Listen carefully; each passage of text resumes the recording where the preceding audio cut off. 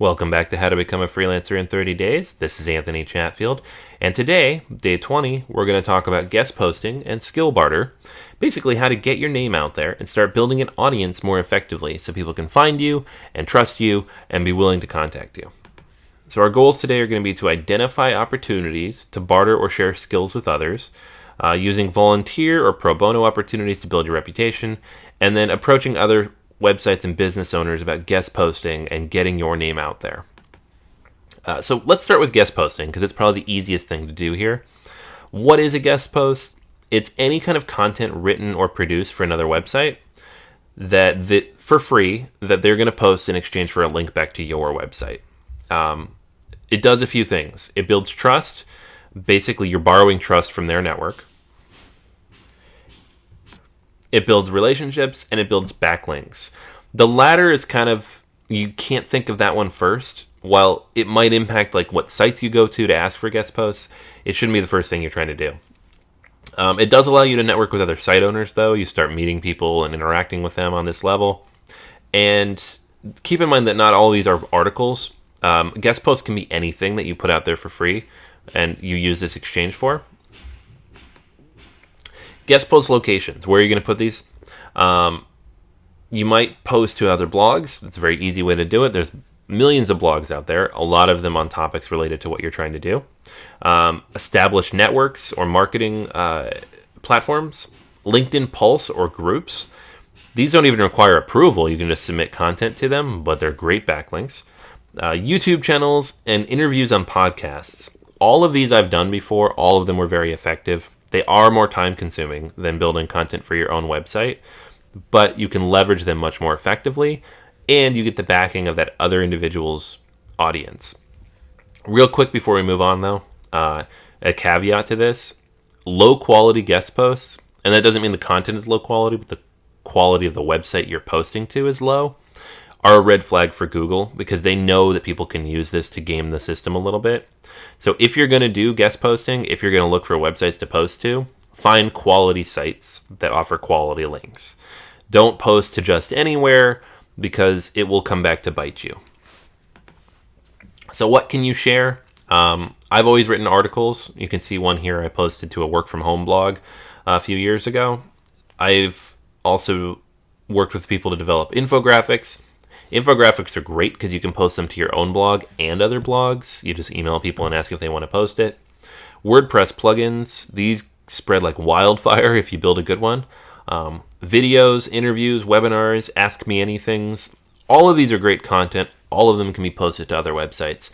The key is to make sure that you're building the best piece of content you can. Like whatever level of quality you would post for your own website, ramp it up 10% because you want it to be top tier stuff. Not only so it gets approved, but also so you can piggyback on that trust and authority of the other website as people link over to you. You want to create a plan for this, though. Guest posting takes time. From the moment you submit something, it might be anywhere between 4 to 8 weeks before it gets posted. It also takes time to create the content. And it generally takes time to make sure it's the high enough quality that you want it to be. They might have edits for you. They might not accept it. There's a lot of things to keep in mind here. So build a list of topics based on the types of content posted on these websites. Do your research, basically. Go to the site, see what they're posting. Build out a list of stuff that's similar to that. See if there's anything that you don't think they covered very well. For example, if there's a post on there that's very popular, but you think you could write it better, write it better. People love that. You're building definitive content that will help them build out their own audience. Create powerful tools people can use. Even if no site wants to post it, if it's something people can use and you can show that they're downloading it, people will eventually share it. And then use existing platforms to grow your reach. I talked about YouTube and LinkedIn. There's a lot of platforms out there that you don't necessarily need approval for that'll help you grow your audience, and it makes it a lot easier for people to share your content. All right. I mentioned at the beginning of this lecture that we'd also talk a little bit about skill barter, and pro bono work. Bartering skills it's a little trickier. You have to find people in your area who need what you have and you need what they have. You know, if you're building a website, for example, and you're a writer, use that to your example because a lot of developers could use a writer on their site and you obviously need help on development. sites like the Warrior Forum are great. Local mastermind groups are great. Local networking events are great. Just make sure you have business cards and be willing to pitch yourself.